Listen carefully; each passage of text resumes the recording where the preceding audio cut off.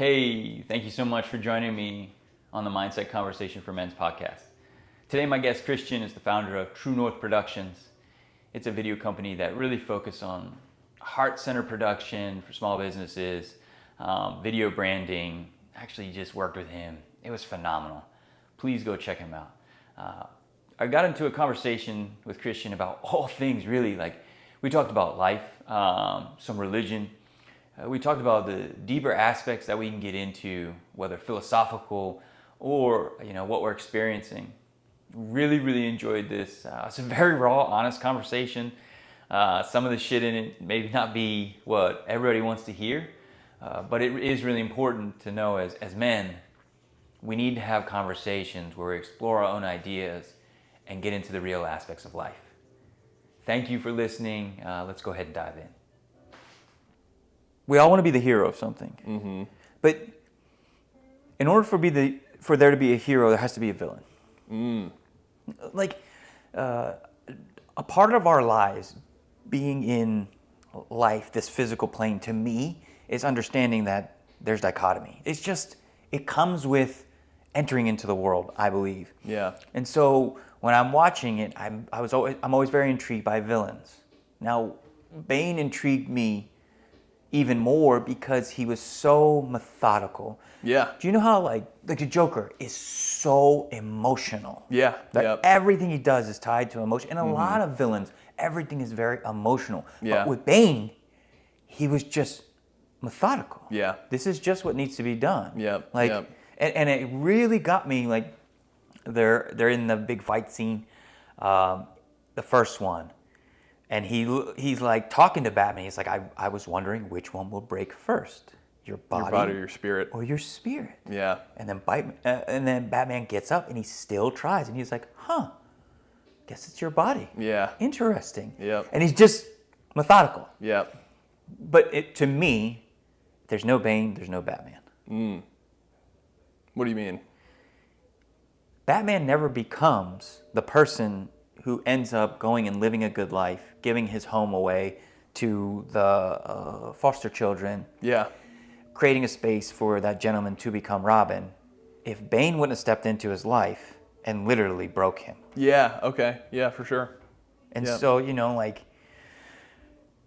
understanding that in a, not only a storytelling sense, but in a life sense. Have you ever seen it before in your experiences or just in like what you've done? Yeah. Where for someone to be who or what they want to be, they had to have a catalyst. Yeah, 100%. I think it's every single person. I think it's kind of cliche, but like I think you are your experiences and what's happened to you. I mean, I can think of like 3 singular events that put me right here, right now. Really? Yeah. I mean, wow, I guess we'll just get right into it off the bat. I mean, yeah, so for those who don't know, you and I live in Annapolis, Maryland. I'm from Ohio, which is very much not here, but I'm from Cincinnati, so it's not like the rest of Ohio. Okay. It's like the cool part. Okay. And it's way better than Cleveland. It's not even close. I love that.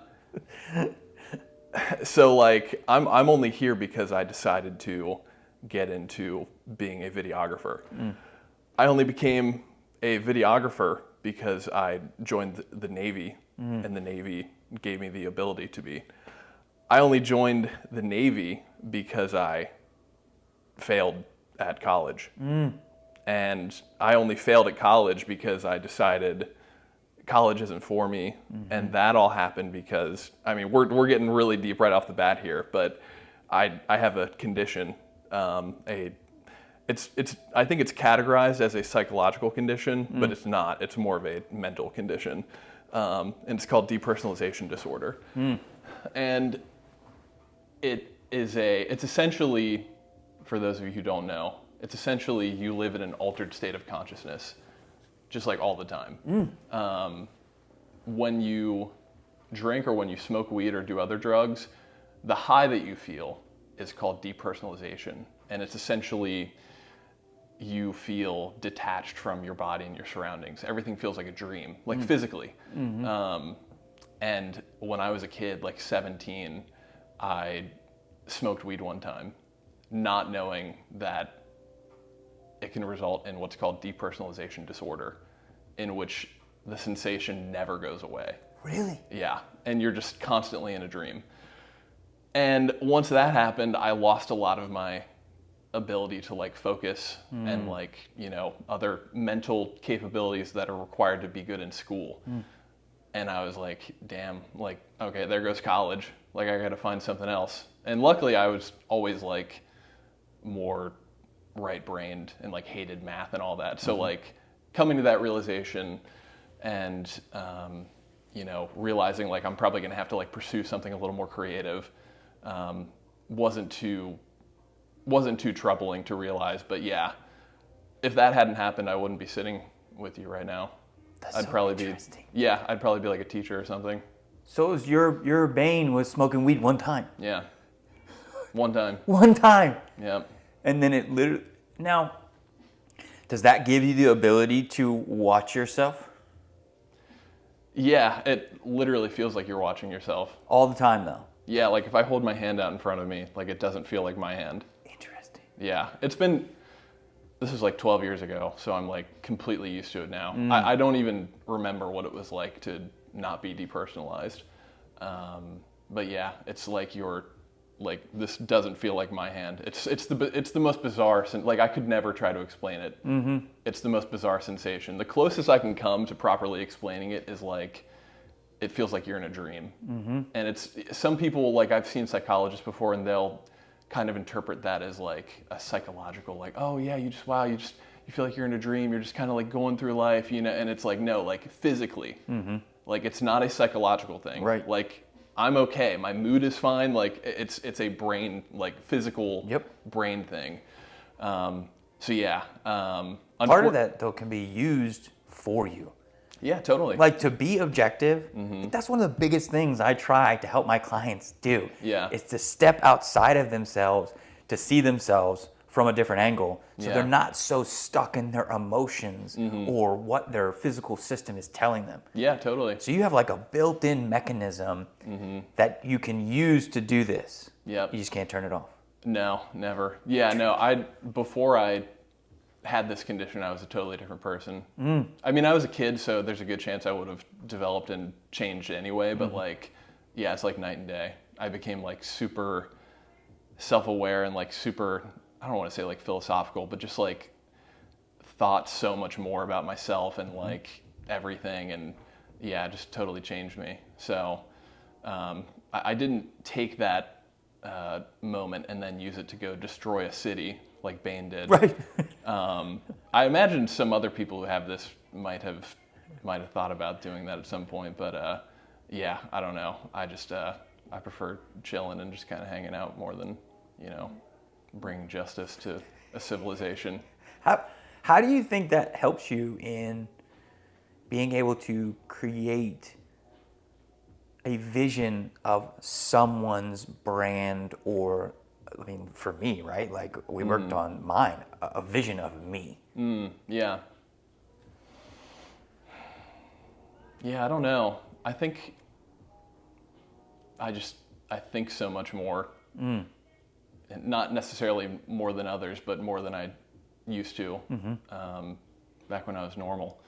And yeah, I think like being good at anything is just like putting more intentional thought into it, and then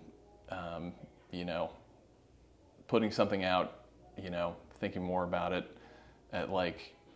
I'm really trying to practice right now, at the age of 30, thinking before I speak.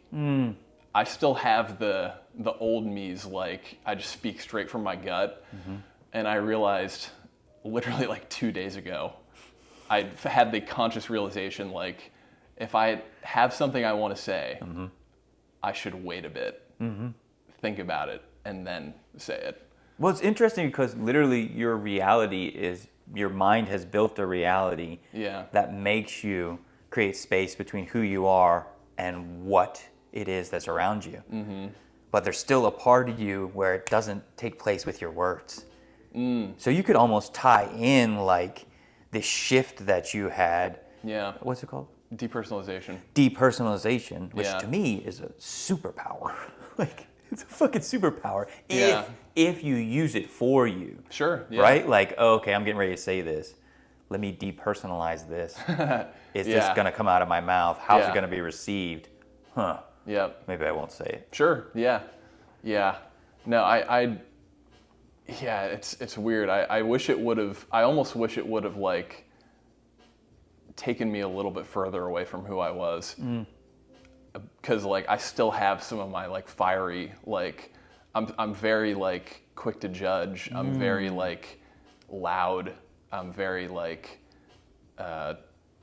being passionate is not a bad thing, but like a lot of, in my case, I grew up in a very like angry household, and so a lot of that comes out as anger. So I wish it would have taken me just a little bit further into the dream world, so I would just be like totally zen. But it brought me like as far as it could, Yeah. with like still letting me keep some of my less desirable character traits. But that's But whatever. maybe it is there to show you what you can do, so then you can work on those things that you'd like to shift, right? Yeah. Like one of my biggest gifts, I think, was my mom being so manipulative. Oh, really? Okay. Like, I think that's one of my biggest gifts, and God, it's not her fault. God bless her. Like, she She's a didn't mom. know any better. She Yeah. had no idea, right? Like, she was Yeah. never given the tools Yeah. to be like, oh, hey, I'm going to talk to you in this way and that Yeah. way. I'm not trying to steer you in this direction, which is all good Yeah. because I was able to use that, watch myself do it when I was younger, and then shift it into a place where I can help people and I can understand communication on a deeper level. Yeah. Because I can watch and see what's going on behind the words people are saying. Yeah, totally. And so instead of me like continuing to use it against people, it made me slow down, choose my words wisely, and then see how I'm emotionally affecting someone with how I speak to them. Yeah, for sure. It's crazy just how like powerful emotions are. Like, I mean, we're guys, so pretty much anything that we talk about as it pertains to the real world will come from a movie. So you were watching The Dark Knight the other day. I was watching The Irishman. Have you seen that? Do you know what it is? Really? The Irishman is like, Goodfellas? Like it's the kind of like the final hurrah of all the mob actors and Martin Scorsese. He took De Niro, Pacino, Joe Pesci, Harvey Keitel, all those guys, and put them in one last hurrah of a movie, and it's awesome. And Joe Pesci's character is this like super calculated, like not at all emotional guy. And I was watching that, and I fully thought and felt like, man, like that is how I need to be, like 100%. I just need to fully commit to being more measured and like thoughtful and less expressive with my feelings, at least when they're negative. Fully felt that and meant it. And then like 5 minutes later, Yes. literally like 5 minutes later, Yep. I like scratched my tire on the sidewalk or, trying to park, and immediately just abandoned all of that and realized I was abandoning it. Yep. Realized it and was like, I don't care. That's how strong emotions are, though. Yeah, it's crazy. And because, right, so like your whole system has been wired to use those emotions in very explosive, expressive ways. And because that's what you saw, it's difficult to shift those neural patterns Yeah. in a quick time. Yep. What I found is, though, like I've always been very emotional, right? Like always felt everything, always been, whether I'm super happy or I'm super angry. Yeah. Just, it's such like an explosive event. Yeah, totally. Yep. But the more I watched them, like the more I started to pay attention, like, oh shit, like my chest is puffing out. Oh my gosh, my gut is starting to tighten. Yeah. Oh wow, I'm getting ready to like act like an idiot right now. Sure. Yeah. Right? Like, Yep. okay, I watched it, it still came out. Yep. Darn. I watched it, it didn't come out at first, and then it came out even worse. Yep. Oh shit. Yep. I watched it, I analyzed it, I didn't allow it to affect me. Yep. And then, it wasn't an overnight thing. It was fucking 10 years. 10 years. Oh, damn. For me. Oh, I don't know if I got that much time. You can do it. I don't know if I have that much patience. But the problem is nobody was teaching me anything. Okay, yep. I was learning everything by reading a book and then trial and error. Can I tell you something? I think maybe this is like, I don't know, maybe people won't agree with this. I think that's the best way to learn is on your own. Everyone I've ever met in every walk of life always talks about my mentor. Oh man, that's my mentor. Or shout out my mentor. Like, man, I wouldn't be here without my mentor. I've never had a mentor. I've wanted so many mentors in my life, and I've just never like had a guy just be like, yeah, come on, kid, I'll show you the ropes. It's just never happened. And so I've always been forced to just learn on my own. And after, several years of doing that, I actually think that's way more effective. It is. You learn in your own way. Yes. And you make the knowledge your own. Yes. You're not just like, I don't want to say like copying someone else, but like, if you're shadowing someone, you're essentially just like doing what they do, and you can put your own spin on it, but I think it's way more effective to just like learn on your own. The problem with mentorship programs is we're not teaching people how to be themselves. Yeah. And so like, if you can... You're just making clones. And that's not the goal. Yeah. The goal is literally to understand the person for who they are. Yep. And then help them be themselves. Yep. But the problem is most of these people are feeding people systems. Hey, you do X, Y, and Z, you're good. Yeah. You do it. But we're not teaching people how to understand and be themselves. For sure. And that's why, like, what she was saying about helping people feel seen and heard is so important. Yeah, for sure. Because at the end of the day, the reason most mentorship programs fail is that's not the goal. Hey, I'm going to give you this. You're going to do this, and then this, and then you're going to be able to do this. Yep. It's not real life, man. Yeah. Well, you're also just like catching fish for them. You're not teaching them how to fish. Exactly. And so there's a possibility that you haven't found someone, right, to reverberate with you because you still see it in that old model. Yeah, true. Yeah. Yep. But I agree with you. It is extremely important for us to understand tools, to understand ourselves. Yep. And at the end of the day, the only person that can implement it is us. Yeah, for sure. Yeah. It also makes me think of like kind of another methodology that I really think is effective in like not just learning, but also just like becoming who you want to be is essentially just like finding your own role models, like very intentionally seeking out role models. And it literally doesn't, in today's day and age, doesn't even have to be someone that you know. It doesn't have to be someone in your life. Like when I was like, kind of becoming a young man, when I was like in my early 20s, I had like no older male presence in my life. I had my dad, but like, no one wants to be like their dad. And I didn't have like a ton of friends or like coaches or anything because I'd like sucked at every sport I played. So I was just kind of on my own. And I literally like, I swear you can like learn how to like fix a car through YouTube, but you can also like learn how to like become the person you want to be through YouTube. And I just found like a ton of guys that I, kind of like more noteworthy figures that I really liked and just, kind of absorbed them, and just like through years of like osmosis, picked up a lot of their, I guess, like teachings, for lack of a better term. And I think that's really important too for people. It's like, important. Be very intentional with like who you want to be. Find people who, I think like one of the biggest cheat codes to life is just like, have you ever heard the phrase stealing like an artist? Stealing like an artist is basically like, let's say you want to do a painting. You can reference other paintings and implement, take the things you like, put them in your painting, take the things you don't like from the work you're referencing and don't put them in. It's called stealing like an artist. You can do that with literally anything in life. And I did that a lot when I was growing up, with like just people I kind of like idolized or looked up to, and yeah, like I feel like through doing that and then also just like living my own experiences and like becoming myself, I just like fully carved out like an identity for myself. It's like totally unique, totally my own, and I just feel like no one does that today. And maybe it's always been like that. Maybe it's not even a today problem, but like, yeah, I feel like no one is like their own person.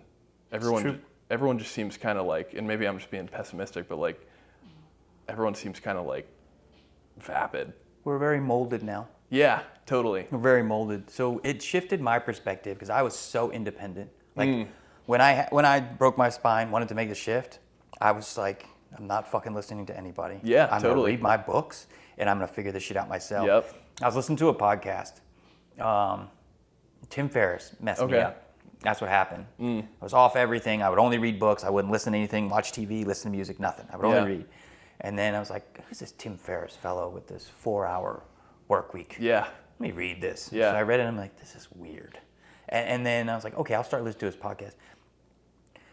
So it put me onto a quote by Arnold Schwarzenegger where he said, I stand on the shoulder of giants. Yeah. This is an odd thing because if you looked at like where he came from, it's fucking nothing. Yep. It was nothing. So I was like, okay, if that fellow who came from nothing says that he has people that literally helped him along the way, all right. And I met a coach of mine in the beginning of trying to understand what coaching even is. And he was like, you can have trusted advisors that never even know you.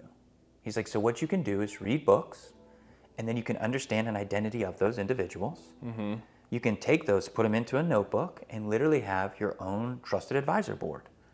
And so, like, the Dalai Lama was one of mine. Yeah, for sure. Like, that's exactly what I'm talking about. How do I deal with anger? And then I would literally open up and be like, he would literally be like, are you poisoning yourself? Yeah. Like, shit, I'm poisoning myself. Yep, totally. Yeah. When I'm in a situation like, it can be a conversation, it could be like a bigger situation. I literally, people say like, what would Jesus do? Like, you know, I do that with like a million different guys that I look up to. And it really is effective. Like the brain is so good at just like taking something and running with it. Yes. You can just present an idea. Like I'll be like, you know, what would this guy that I look up to do in this situation? And just like present that idea to your brain and it'll take it and run with it. And you really can like make a solution out of that. See, I had this weird thought last week. All right, so you can take things, put them into ChatGPT, right? Yeah. It'll give you great answers. Yep. So then I was like, I'm just gonna start treating my brain that way. Yeah, totally. Yeah. Like, okay, I'm gonna ask my brain this question and act like, right, I'm totally open to anything. And it started to give me really amazing answers. Yeah, for sure. Like, wow, this is good. I think that we limit our abilities because we're so molded and programmed right now to see ourselves as small, but on the outside create this facade that we're very big. Yeah. You know, instead of like, let me flip that around, all right? Let me not focus on showing the outside world how amazing I am, how much of a man I am, but let me go inside and dissect what I don't prefer about myself to remove it so I can see myself fully and then feel that way about myself on the inside. And I think that's a huge switch right now that needs to be made because we're so programmed to focus on money, sex, getting drunk, doing all these things that actually don't make us feel good, but make us look like manly men. Yeah, it's so weird. I feel like every successful person ever, like throughout history, when they reach the top of the mountain, all they report from the top of the mountain is like, hey, it's not worth it. Like all this stuff that I chased, it's not worth it. And I've been hearing guys, you know, actors, musicians, whatever, podcasters, like my whole life saying, hey, like all this, you know, material stuff that you're chasing, it's not worth it. And we still do it. We still chase it. Like I still do. I'm guilty of it. Me too. Like I still care about what car I drive. I still care. Yes. Like I wore my Air Force Ones to this interview, and it's like I'm fully aware that it's a hollow, dead end to pursue, and yet we still do it. Yeah, so you have to think about it like in a compassionate way with ourselves. If we're programmed for 30 plus years to believe a certain way, and then we're constantly being reinforced that from the external world and the stimuli we receive, it's gonna be very hard to change it. So like my big thing is like race cars, like old Japanese race cars. Oh, cool. So like What's an RX-7s, example? R34s, Okay, yeah, yeah. Skylines, but like 1992. So those things still are always. Damn, that's old. Oh my God, I'm old. Dude, compared to race cars nowadays, it's a wild world. What can I? Sorry, I'm totally like. Go ahead. I've never asked you this before. How old are you? 40. You're 40? Yeah. Damn, dude.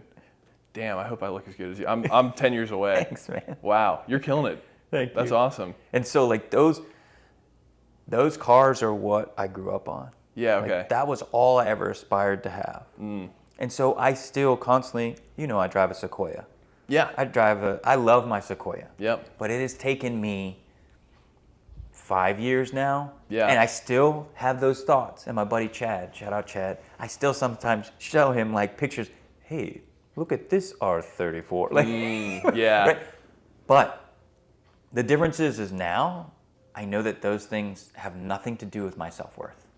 If one day You just admire them. I admire them. Yeah. And if one day I have a charity that literally gives $150,000 to inner city youth, Yeah. and that happens on a regular basis, I'll say, hey, Brett, do you still want to have fun and create a car? Yeah. Okay, you've done a lot of great things. Yeah. But you earned it. But it doesn't, where before, that was all I thought about. Literally, okay. the only thing that came into my brain. Why? Because we're told that success directly correlates to the car we drive. Yeah. We're told that how we look defines who we are. We're told that our self-worth comes from the outside. Yeah. But if we can take those things, those programs, and start to turn them on their head, hey, I don't want to believe that anymore. Every time they pop up in my mind, it literally comes in I love myself. I don't need that. Yeah. Yeah, it's weird. I wonder also like how much that's an American thing, like, or maybe just like a Western Hemisphere thing. I mean, like, I haven't traveled like to other parts of the world really, but like when you look at, places like China or like Japan or just like places in the East, like they don't have that as much. And I wonder like what made us that way. Like, it seems like such a primal mindset to have to want to like flex and show off. It's so primitive. And yet like we're the new, like the West is supposed to be like the latest and greatest, like the, newest like software patch of man. And I'm just like, have we not, like, why are we so primal in our thinking in those ways, You bring up a really good point. So I was reading, it's here somewhere, A Fearless Heart. It's by the Dalai Lama's translator. He was a monk and then gave up monk life to get married, but still is like a translator between Tibetan and Western culture. So when he presented the idea of self-loathing to the Dalai Lama and to other monks, they did not understand it. Because like they couldn't grasp the they concept. couldn't even grasp the fact that people had self-hatred. Because they have an intrinsic worth that's built into them. Yeah. They also didn't care about material things. Huh. And so I think it's built into our culture. And then, if we're going to go down this route, I'll give you my honest answer. Yeah, sure. I feel like the greatest way to control people is to give them something outside of themselves to create value with.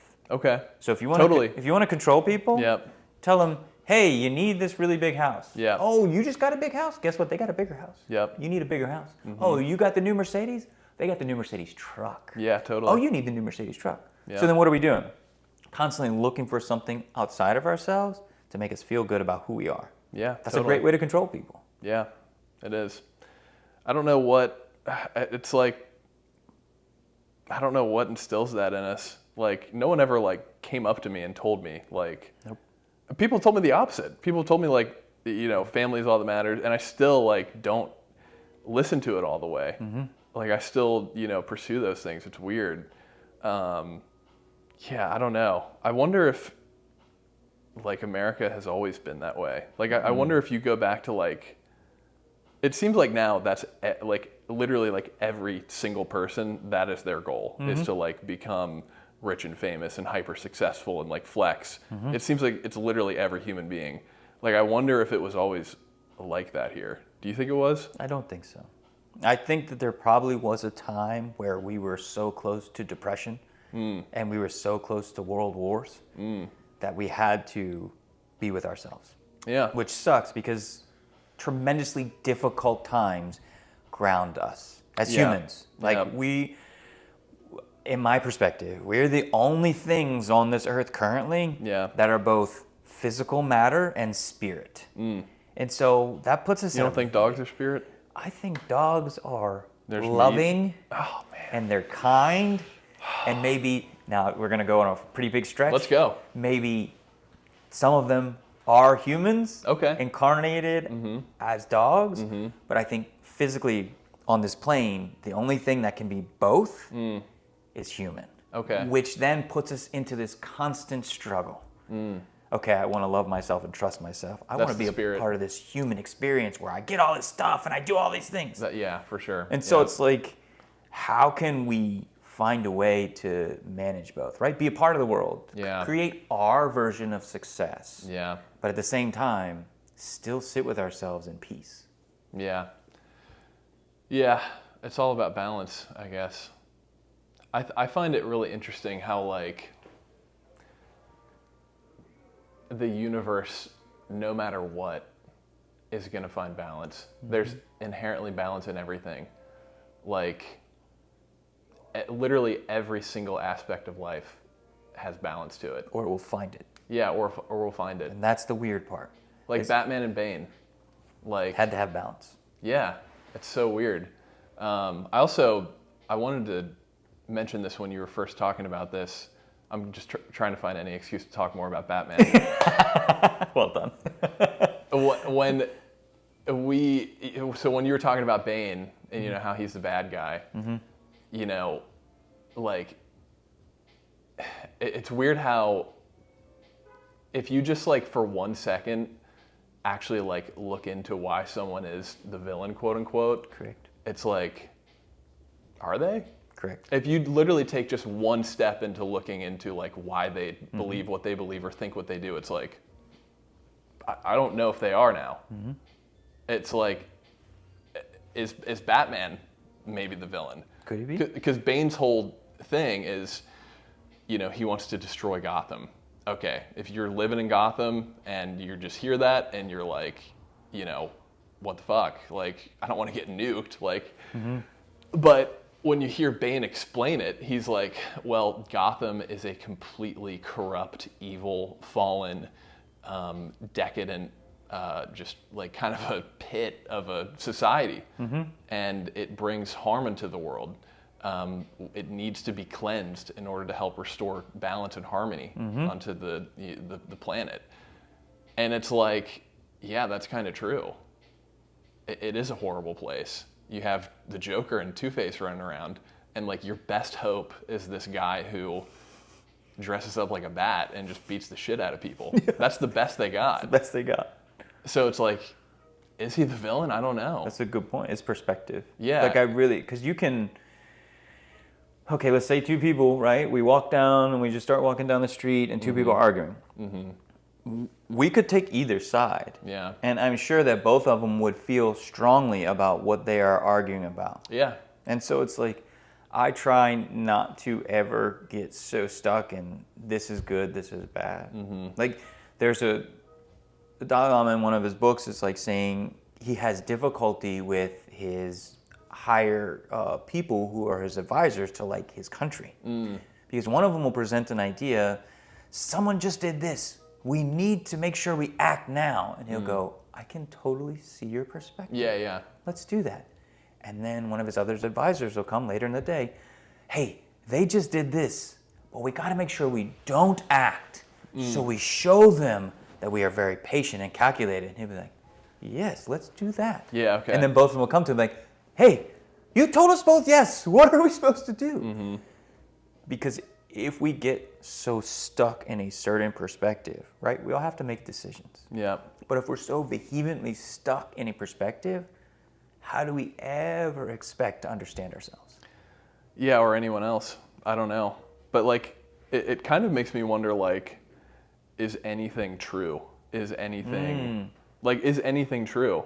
like you said, like if you hear two people arguing outside and you actually like hear out fully their perspective and why they're upset, you can pretty much resonate and like come to agree with any perspective. It makes me really wonder, like, how far does that go? Is just like everything all subjective? I think it all directly correlates to what is that human being trying to accomplish. So let's say two people get into a car crash. Yeah. One person is wanting to rob this old lady of all of her money by saying that his neck is injured and holding his neck. Yeah. Fully believes it, but he's trying to do something to harm another human. Old lady feels real bad, but maybe she's like, hey, I'm gonna cash in and get a new car. She's still wrong. Yeah. She's trying to take it. Now let's say one of them is like, hey, look, I'm really sorry. Whatever happens here, I'll take care of you. They're coming from, I believe, a higher perspective. Okay. So the higher perspective is one that isn't trying to take, it's trying to give. So if you look at Bane, right, we'll stay with that. Yeah. He was trying to give, Yeah. but he was taking at the same time. Now let's say he overthrew everything and he made it equal and everybody now had opportunities so that they could be healthy and have food and a place to live. Yeah. Is this good? He seemed to accomplish something good. Yeah. And then if a fellow comes in that has $1 billion and tries to punch him in the face, is this guy bad? Yeah, maybe he's kind of an asshole. Maybe he's kind of an asshole. Yeah. It's weird. But I think, one, we should always be open to looking at every perspective. Yeah. And then two, we should try to be objective and see what's actually going on here. Yeah, totally. Yeah, I mean, there's obviously, like, no matter when anyone is watching this, it will still be true. There's a lot going on in the world right now. And, you know, I want to, like, lend my voice to a lot of things. But I don't as much as I'd like to, because I am like, in a year, am I going to feel totally different about this? Is my perspective just going to shift? Like a lot of things that have happened in the past several years, my perspective has totally shifted on them, done a complete 180. And it's like, thank God I didn't make some big crazy Instagram post, like, because I would feel like I'm totally wrong now. Right. Like I wouldn't believe it at all. So yeah, it's just weird how fluid that all is. I think it's important to sit with ourselves and think about, what do we stand for? So this practice I have with coaching clients where we create a triad, right? And so the triad is literally like, there's 3 aspects of who we are. And if we can understand those, we can make decisions based off those aspects. So, right, so mine is like, okay, humility. I was a cocky, arrogant prick. Really? For real. Yes. So Damn, you've done some work. humility is one of my core aspects that I have to fall back on. Compassion is one of my core aspects, right? And then it's called unworldly. I made this one up. Unworldly is like coming from a completely different angle and trying to always see the bigger picture. Yeah, totally. And so I fall back on those 3 things always. So when I think about, okay, I'm going to stand up for something like we talked about, right? Like I eventually want to have a nonprofit that helps out the youth, you know, learn mindset, learn self-awareness, learn emotional intelligence, learn skills, whether it's to go be a mechanic or HVAC or politician, just some type of program in the inner city. Yeah. So I have to look at my triad, right? And see, where does that come from? Does any of that come from ego? Oh, I'm going to do this so my name's all over it. Then that's wrong. Then I fucked up. Then I'm not going to do that. Yeah. But right now, it doesn't come from ego. It just comes from, hey, I was given so many opportunities. These young men aren't. Yeah. And so am I employing my triad, compassion, humility, unworldly? I am. So then I know what I fall back on. It's a good checks and balance system. The problem is if we don't have those systems, if you don't believe in anything, you fall for everything or something. Yeah. But that's not our fault. Yeah. We're constantly inundated with tons of different opinions. Yeah. So how do we parse through who we are? And I think it's that self-awareness piece. How do you feel about the psychological or the general like psychology notion that everything is ego? nothing is truly for the good of others. It's everything you do, even if you think you're doing it for the better of others, is actually for your own ego. So this is a good one. The Dalai Lama said, which is weird, I'm referencing him so much. I guess I should read his book again. People seem to like him. So he said he's the most selfish person in the world. Now this is literally somebody who... Who says that? The Dalai Lama. Okay. So it's literally somebody who is supposed to be like... Selfless. yes. Yeah. But he explained it like this. The more I give to you, the more I get. The more compassionate I am to you, the more compassion I get. And so when you talk about everything comes from the ego, I think, okay, well, let's step back from that. How do we define ego? Are we defining ego as this thing that tries to take constantly? Are we defining this part of our brain that is built into all of us as humans that tries to create survival? Now, if we're defining it as that part of our brain that tries to create survival, okay, well, then our next step is to go, are we programming that thing correctly? Yeah. Or are we running on old programming that was built into us from 10,000 years ago? Yeah. And so it's like, it's a great question you have. We need to take it back further and actually look at how we're defining these things. I define ego as something that needs to be programmed to work for us. Okay. I believe that most human beings currently are allowing their ego to run them into negativity. Yeah, totally. And so, like, if we reprogram the ego, then yeah, I literally am a coach because I know that the more men that I listen to, that I create space for, that I pour into, the happier I am as a person. Yeah, totally. Yep.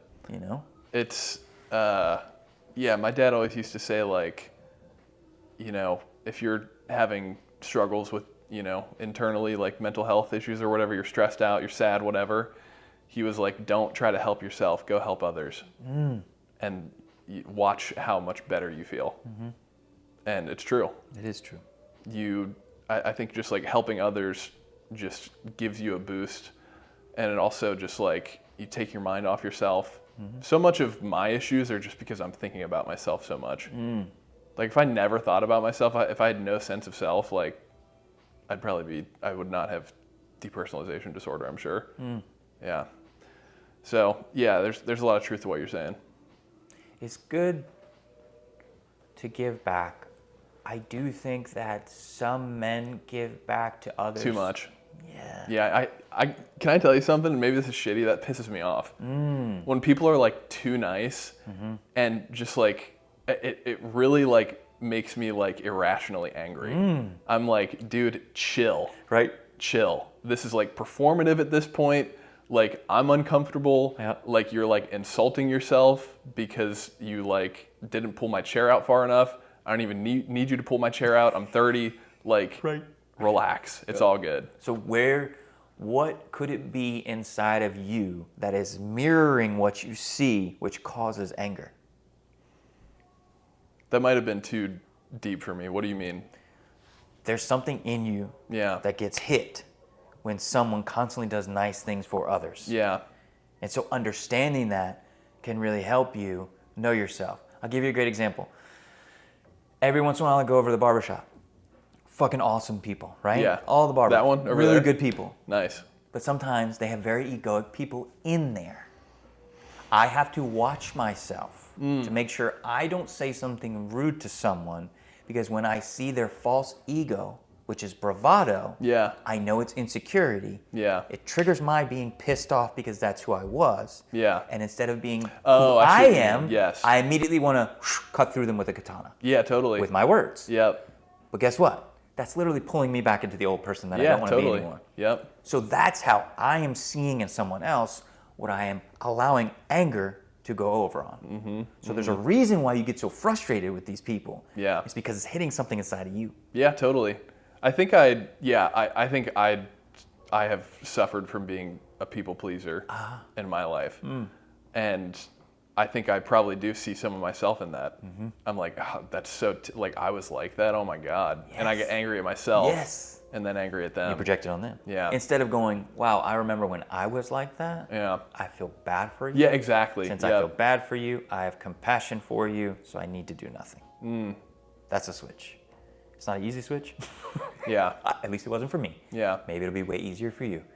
But if you can switch frustration into compassion, not only in one moment are you taking it and giving it to them, you're giving it to yourself. Yeah. Okay. I'm going to throw a curveball at you. Mm-hmm. Totally out of left field. If you had to guess, just like try to stick within the confines of the stupid question. Mm-hmm. If you had to guess, which religion do you think is the right one? Oh, okay.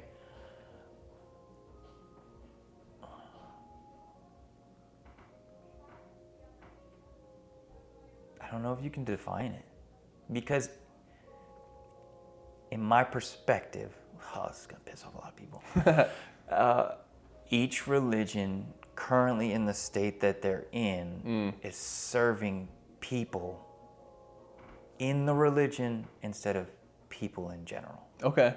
What about just like the principles of each religion? But you can pull back each religion and see that the principles that they started with were all true and very close to being aligned.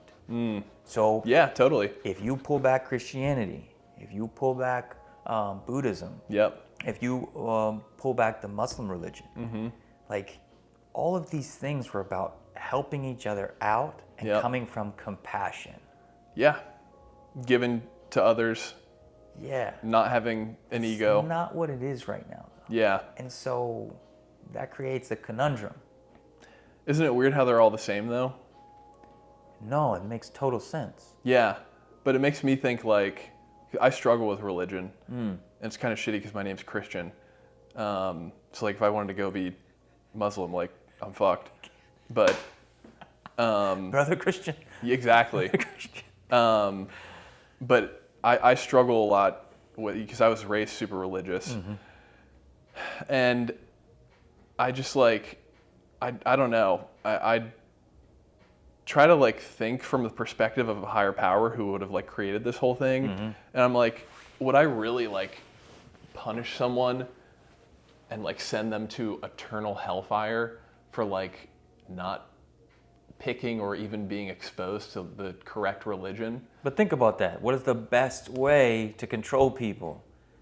Tell them if they don't follow your way, you're going to this place. Now, if the higher power that created all of this, I am sure that they would have realized, which I'm not saying I know, but my thought is they would have realized that human beings are so intricate and so individualized that there have to be multiple flavors of the same thing for all of us to understand a larger picture. Now, I think at one point in time, that was why it was created this way. I think that's why there were so many different religions that all said the same thing, but in their own ways. That were to serve the people, not to serve the people in the religion. Totally. Because there's so many different cultures. Look at how different we are than people in South America, people in France, people in Australia. It's weird to me. We're all human beings, and that you can meet somebody. I got on a Zoom call with a dude from England.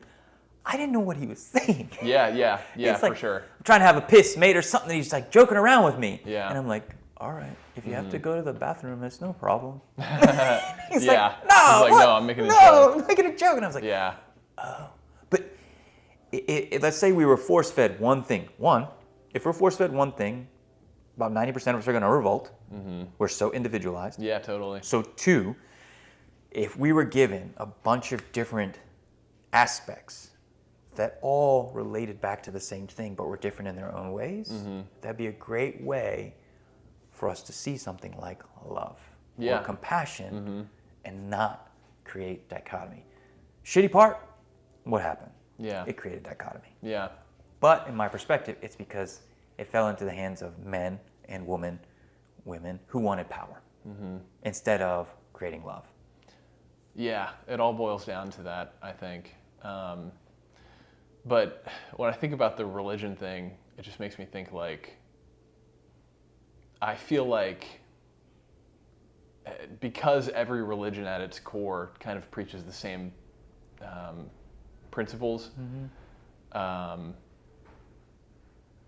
it's just interesting how like, I feel like we all just know like how to be good people. Like we don't need, like I feel like religions get too in the weeds. Like I don't know if I need like an entire book telling me, you know, every single scenario, how to like be, and like all these rules, and like don't marry this person, you know, like don't eat this. Like I think there is some truth to like the Bible. My dad never lets me forget that, like, you know, has really good diet advice in it. But I feel like a lot of that just gets too in the weeds. I think if you just like kind of peel all that back a little bit and just stick to the core principles that we innately, I would like to think, all know to be true and good, like I think you're on the right path.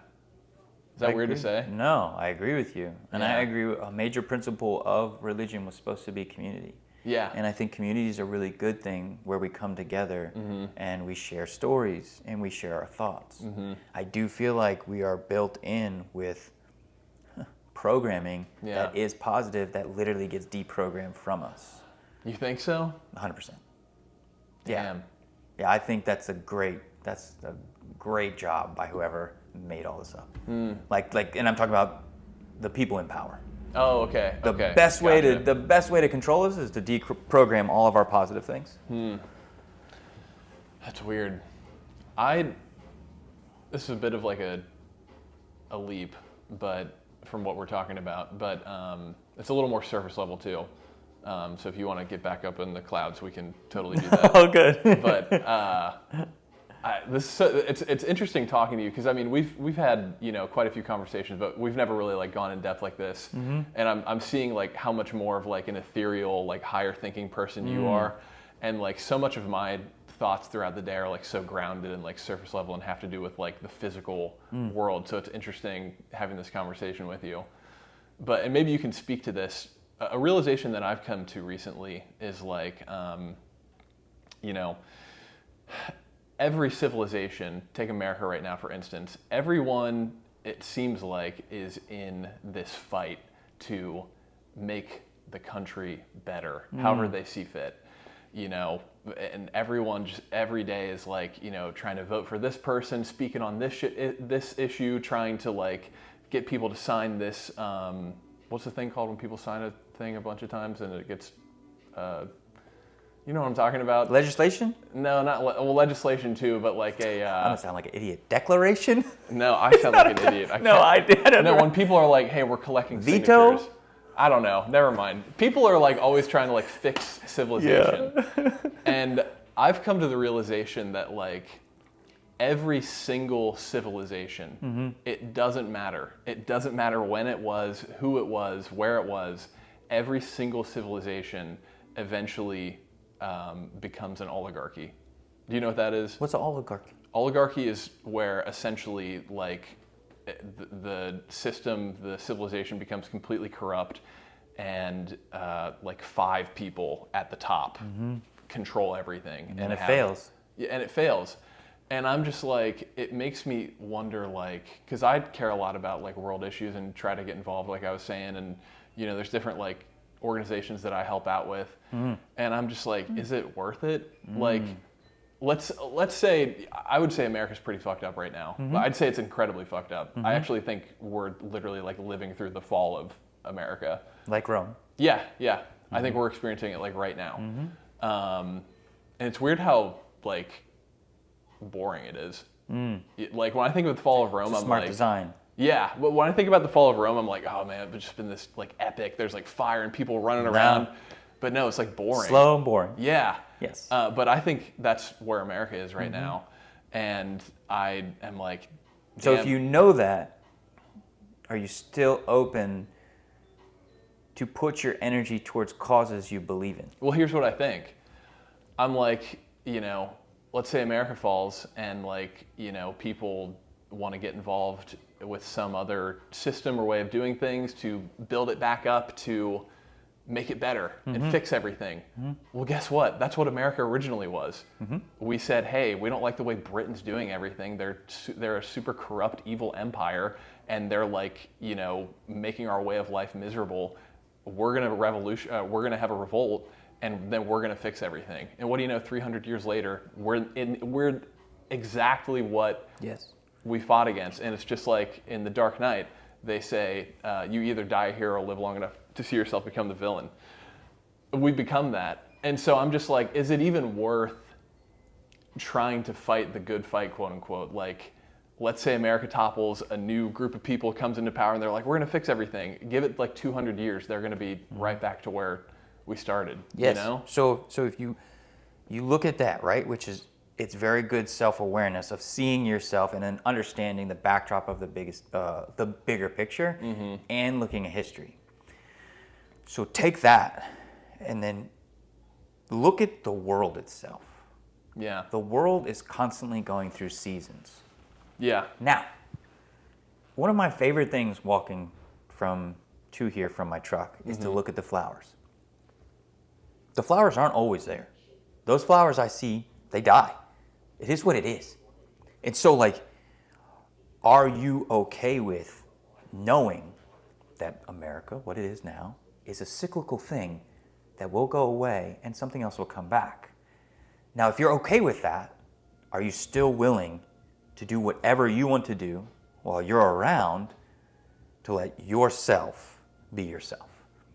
That's where we can go from, this sucks, all this shit is garbage, clearly the country's going to shit, to, okay, I'm here for a certain period of time. What do I believe in? Yeah. And do I let that control me? Because you can let it control you one of two ways. I'm fucking fighting it. I'm fighting for America. I'm making it happen. Or I'm not even doing anything. Fuck all this shit. What do you think is the right way? Neither of those. Neither of those. What would that look like? That would look like you doing whatever you feel is best to help out the things you believe in that have nothing to do with any of that. And so it's like, I'm not expecting that I walk to my truck every day and smell this same exact flower for the next fucking 5 years. If I did that, I'd be insane. Yeah. Flowers come and go. I fucking come and go. Everything comes and goes. Yeah. Winter comes and goes. Spring comes and goes, right? Yeah. Okay, so if we're going to be real, Rome came and went. I mean, at one point in time, there was a civilization in India that was fucking phenomenal. Whoa, what happened? It came and went. Someone else came and took over. Wow. So it's like, if that's reality, which if we're okay with looking at history objectively and okay with the fact that we're mortal, Yeah. in this time that we have, what are we going to do? Do you think, so I'll try to put it more simply, like for my own life, I think about, like, I kind of see like my general path with two options. And this is like very broad. But like, you know, right now I'm starting my business. That's how you and I met. You know, my goal is to, within the next like 10, 15 years, amass, you know, a certain amount of wealth and, you know, assets and whatever. And I think, now, do I take everything that I've worked for and all the, you know, things I've accumulated and all the skills that I have, do I take that and try to give it back into the world and like fight the good fight and really get involved in things and try to make the world a better place? Or do I just go fuck off to the woods somewhere and live my own existence away from all that? That's the two options I'm torn between. So if we look at it from a very straightforward perspective, now this is just my perspective, okay? So I'm sharing with you mine. I'm not trying to put mine on yours. Yeah. I have been given so many gifts. I have no idea how I'm still here and alive. No idea. I should have been, I'm out. Wow. At least 5 times now. Wow. Your neck tried to do it for you. My neck tried to do it to me. I try to do it to me every single time. Wow. Like stupid, right? Drunk driving or drinking and partying or trying to fight fucking 5-10 people. Like, what are you doing, dumbass? Come on, man. Yeah. So if I'm still here for a reason, somehow I'm as healthy as I am. Yeah. Somehow I live in this safe, great place. Yeah. I personally want to find a way to give back in the way that I can, which is through the individual level. Okay. I am not someone who's going to go after this politician or become that politician or this big, huge cause. Yeah. I know what I can do. On the individual level, I can help out. That's even what I want eventually my nonprofit to be. On an individual level, help out. So you want to be involved? I do, but I Yeah. want to be involved directly correlated to what I believe in, who I am, Yeah. and based on gratitude for what I've been given. Yeah, okay, gotcha. Cool. So on your terms. Correct. Yeah, okay. Because whose terms do you want them to be on? You want to just make all your money and then jump on somebody else's bandwagon? Yeah. Will you ever feel like you have ownership of your life? Yeah, probably not. So it's like, make that decision when you get there. You have no idea what it's going to feel like. I never knew that I would feel like this fucking 10 years ago. 10 years ago, all I want to do is have 5 race cars, 5 houses, and do whatever I want to. Yeah. That's what I thought. Yeah. You grow as you enter into those situations. If at that time you just want to go and escape, then do that. You're creating peace in the world. Yeah, sure. It's still a good win. Yeah. You want to go and help on your own terms? Great. Do it on your terms because it'll fill your heart. The more that your heart is filled, the more that resonated with those around you, the more you're going to create opportunities for others to do the same. Excuse me. I was trying to get it all out in one sentence. Yeah, that's pretty good. For everyone else to do the same. Yeah, nice. You see what I'm saying though? Yep. It's like, yep. I'm never going to have a direct answer for your question because the question doesn't have to do with me. Okay, It gotcha. has to do with you, Yeah. not the answer you wanted. No, not at all. I love it. I'm just satisfied, but that's okay. When you don't give someone the answer they want, it forces them to kind of look within themselves a little bit. So I guess I have to do that now. Thank you. But yeah, That's the goal, right? That's what we talked about in the beginning. yeah, This isn't a mentor fucking thing. yeah, This is hey, we're gonna have a conversation and both know each other better at the end. That's what I believe in. yeah, totally. You know, I don't believe in like, oh, well, Christian, you gotta go do this, this, and this. How should I know? Yeah, You're your own person with your own experiences. All I can do is try to understand you through your questions, through what you've experienced, and then try to help guide you back to yourself. yeah, okay. Are you a guy with? Do you have a lot of friends? Would you say? No? I don't either. Why don't you have a lot of friends? If I'm honest, because it is very difficult to constantly be somebody who wants to go deeper with everyone around them. And a lot of people don't like that. Now, at one point I had no friends because all the friends that were around me only wanted to work on race cars, cheat on their wives, and drink themselves into the ground. Yeah, Had to eliminate all those. yeah, And then I found a few friends who are willing to be like, yo, how's life? Well, life is actually this right now. Yeah. You know, or life is actually this, or life is actually this. Cool, I just experienced this. What do you think? I feel the best way to know yourself is to have a few people around you that are willing to have those conversations with you. yeah. Okay, yeah, Now, that doesn't mean that I don't have men's groups. That doesn't mean that I'm not running a retreat. That doesn't mean that I don't surround myself with people. But it means that when it comes down to it, not everyone is really open to constantly dissecting their mind the way I am. yeah, yeah. That's weird because like that's kind of how I am. Like I find like people just don't want to like talk about the things I want to talk. I'm like always ready to go. Like you could wake me up at 8 a.m.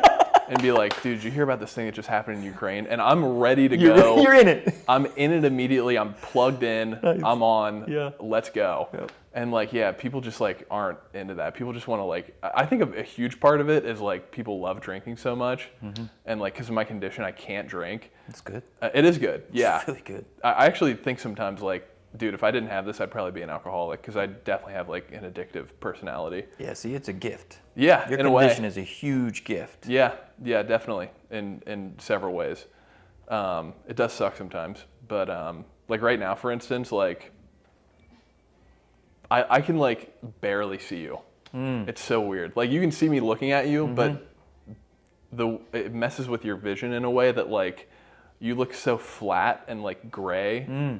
It's actually like really weird. I can't even describe it. And you have like a halo of light around you. I think you just have that naturally. But like the way my vision is. Well, what's good about that is you have to like be very intentional with your attention, and you have Yeah, I to do. listen 10 times better. I do. Yeah. Yeah. So that's very helpful. Yeah, for sure. Yeah.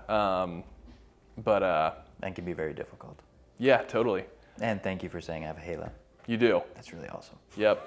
When we were filming our video the other day, I was like, yeah, I'm going to put this halo light on you. And I looked in the camera and I was like, oh, you already have one. That's so cool. Love it. So fun. Because I know it used to be a motherfucking red devil shit around me. Yeah, just black, just Black malice. For real. That's what Yeah. it used to be. Wow, that's so weird. Like, I actually can't picture you being the guy that you described. Always. It's so weird. And it's who I thought I had to be. Huh. And it never ended. Wow. And every time I would escape it, it would come back 10 times stronger. Wow, that's weird. Yeah. What do you mean escape? Like, I didn't want to be angry all the time. I didn't want to. you were an angry guy? I was always angry. I was always trying to destroy things. Like you would be like, fuck. Like, oh yeah. you? Rage out. Yep. Throw shit. Break shit. Do you still have that? Uh-huh. And do you act on it or? It's just there. Wow. It's just I just see What it. do you do when that visceral, like, when it just, okay, so when I was over here, I was parking. Parking is, like, so important to me. Parking, it truly describes who you are as a person. How you park your car. Okay. Tells me everything I need to know about you Okay. as a person. And let me tell you something, this is why I'm, like, partially so pessimistic. Everyone parks like shit. Like absolute shit. Yeah. So we live in Annapolis, okay? It's street parking. You have 5 spots on a sidewalk to park in, okay? And they're all marked. You have to maximize the space as much as you can for other people to park, okay? So if I'm gonna be parking on the end of the sidewalk, okay? Yeah. See, but stop where you are because you just directly found why you get angry. You have to maximize where you park so other people can park. Yeah. Nobody thinks that way. Yeah, and that sucks.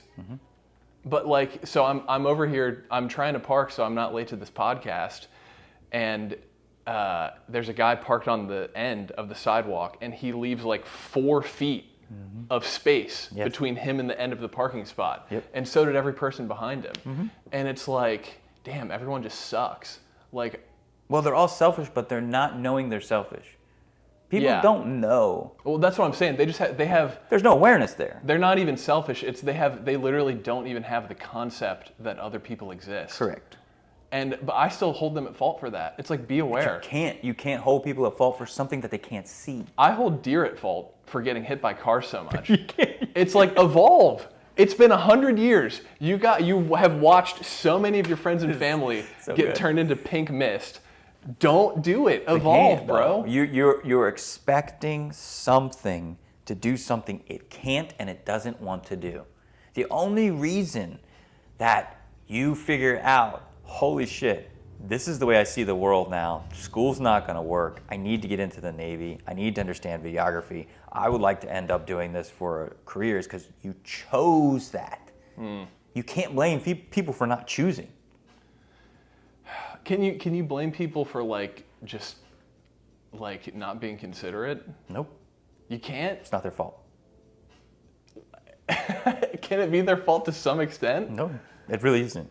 People nowadays are so inundated with anxiety and tension because they don't have what they want, because they can't get what they want, because we're built to a system that makes it so. And so if any time you are trying to blame somebody in this system for having stress and anxiety, you're fucking looking at it wrong. You want to blame something?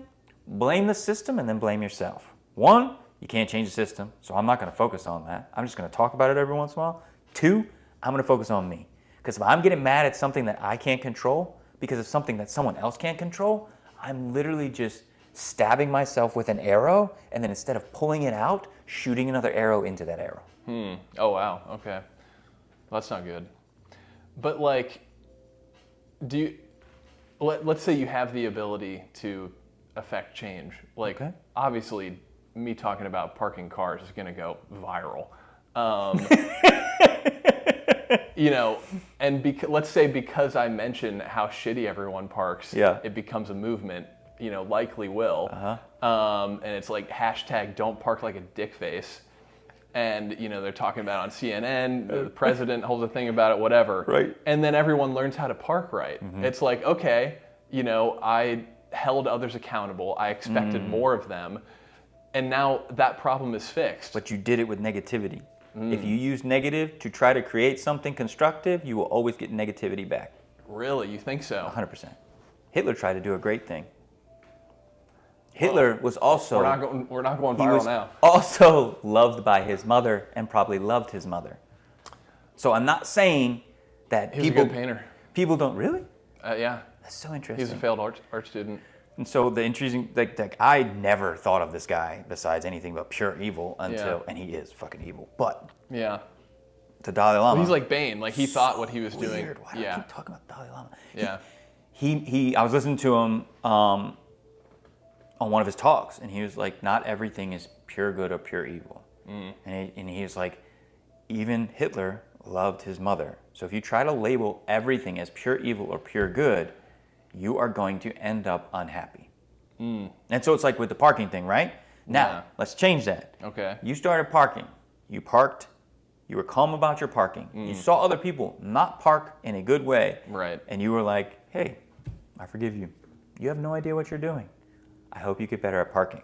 And you keep parking in a positive way. Maybe one day somebody asks you to help them park. And you do. And because you don't have an attitude about it, you won't be an asshole about it, you will help them, and then they'll start parking correctly.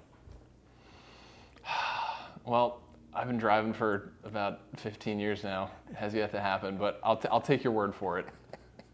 I mean, I definitely aspire someday to be at the level of like optimism you have for people. I just like, yeah, I don't know. I think people are pretty shitty on the whole. But the only reason that I am like this is because I spent so much time being angry at people for being fucking stupid. So literally, I walked around constantly angry at everyone for not thinking. That's how I am. And all it got me was more anger. And so when I stopped being angry at people and I started to be like, maybe it's not their fault. Of course it's their fucking fault. They're all idiots. Yeah. Shit. Maybe it's not their fault. Maybe it's not their fault. Okay. Then I stopped being angry. I didn't get mad when people cut me off. I didn't get mad when somebody's an asshole to me. I didn't get mad when somebody talks shit to me. Because I realized, if they can't control themselves, and then I react to them without control, who am I? And so I had to literally in my life come to a place of compassion because it was fucking me up, man.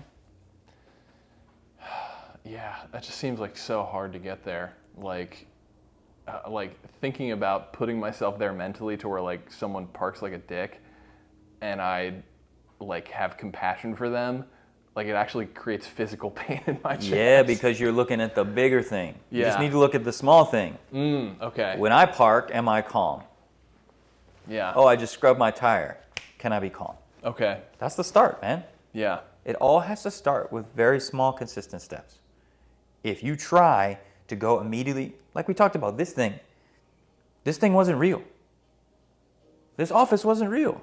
If I just like was like, oh yeah, I'm gonna have a huge coaching business. Back when I broke my spine, Yeah. like my buddy Chad, we went on the first retreat I did. I asked him to come through, and he was like, I'll come through for you. And like I told you, at the end of it, he was like, holy shit, man. I didn't realize this about myself. That's amazing.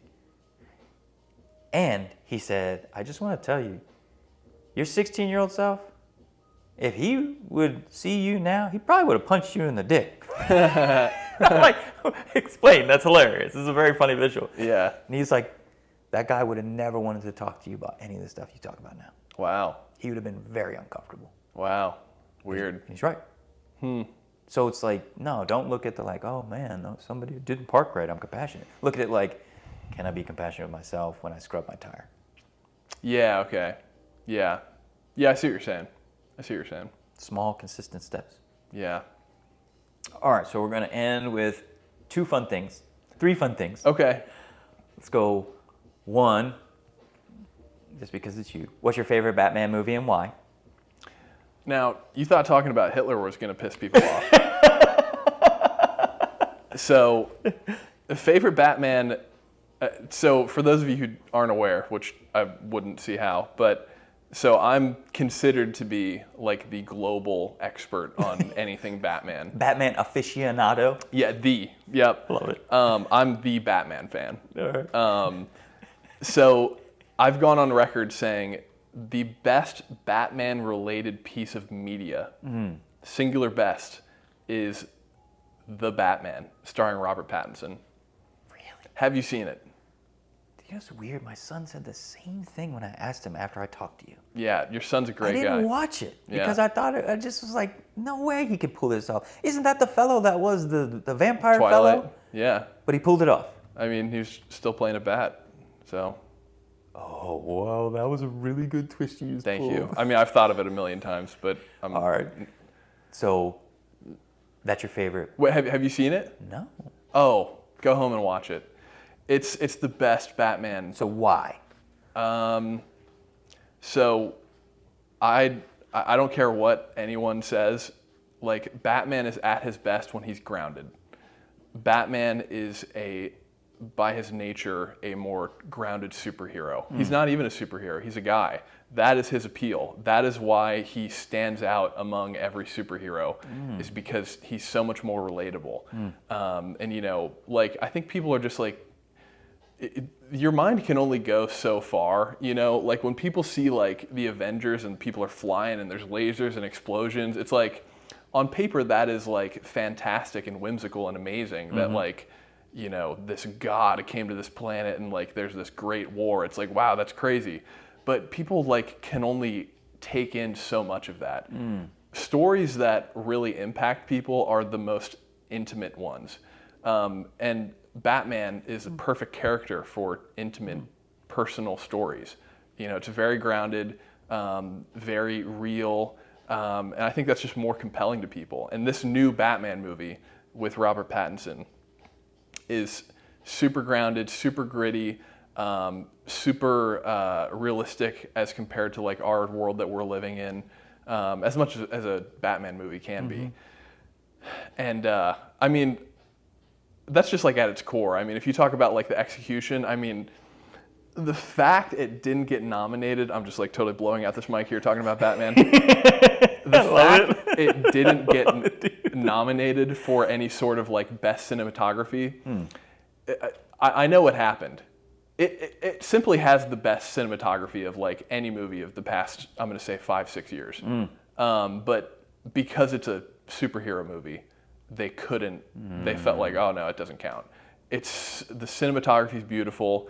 Robert Pattinson is so good as his portrayal of Batman. It's a totally original take. I won't spoil too much for you, but it's not the, you know, with Christian Bale Batman, he's like this very suave, debonair playboy, you know, flirty kind of just like luxurious guy as Bruce Wayne. And then his Batman, he's more serious. Robert Pattinson said he threw that completely out the window. He's a very like, he's like emo. And he's like, when I first saw it, I was like, oh, he's autistic. He's like on the spectrum. And he like, that is the character he plays. He's like a damaged, like very like introverted, very like socially, not just awkward, but like doesn't know how to like act socially. He's like truly like on the spectrum, weird emo guy. And man, it's such a refreshing and such an interesting take on Bruce Wayne. And then the story itself is really cool. It's about a murderer, a serial killer, and it's also about like crime and like organized crime and corruption within Gotham City. I mean, it literally like can't be beat. Now I'm gonna have to watch it. Yeah, for sure. You have to. All right, you Yep. got me on that one. Yep. What was your biggest takeaway from the podcast today? I guess the biggest takeaway, off the top of my head at least, is that maybe there's hope for me to someday not be such a angry, hate-filled individual. Because because you said you were like that at one point, and I didn't know you then. I only know you now, and like I would have never guessed. I could have maybe guessed. I mean, no offense, I could have maybe guessed that at some point you were a bit more of like a bro who like drank and just kind of like goofed around. But I wouldn't have seen you as like a person with like concentrated vitriol towards others. So knowing that you were like that at one point, and now you're this kind of like chilled out guy, is hopeful for me. Oh, that's beautiful. Yeah. It's really cool. Yep. I think my biggest takeaway is something that affected you at first in a very negative way has actually helped you to see yourself fully. Which is difficult to grasp sometimes. Yeah. There's still a lot of things that from my past pop up and I still have to watch myself in them. Yeah, totally. And so it's nice to like maybe look at them consistently. Yeah. That's the key. Consistently as like, okay, if this is still popping up now, 20 years later, Yeah. how can I still learn from it? Yeah. And so that's really helpful. Yeah, totally. Yep. And then finally, this is an opportunity for you to talk about your business. Oh, cool. Okay, Yeah. right on. Awesome. I appreciate that. Of course. Yeah, for sure. You just want me to just like give a spiel real quick? Yeah, of course. Okay, cool. Well, so I run a video production company. It's called True North Productions.